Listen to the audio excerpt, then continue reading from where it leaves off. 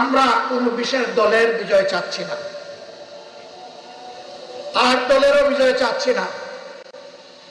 আমরা বাংলাদেশের 18 কোটি মানুষের আকাঙ্ক্ষার বিজয় চাই, আর সেই আকাঙ্ক্ষার বিজয় হবে কোরআনী আইনের মাধ্যমে ইনশাআল্লাহ।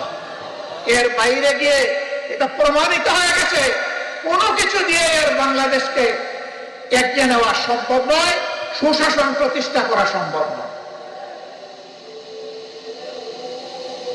আমরা আপনাদেরকে আহ্বান জানাবো, বিজয়ের এই হুইসেলটা, বিজয়ের এই বাঁশিটা ইসলামের প্রবেশদ্বার, ইসলামাবাদ খ্যাত এই চট্টগ্রাম থেকে আপনারা বাজাবেন ইনশাআল্লাহ।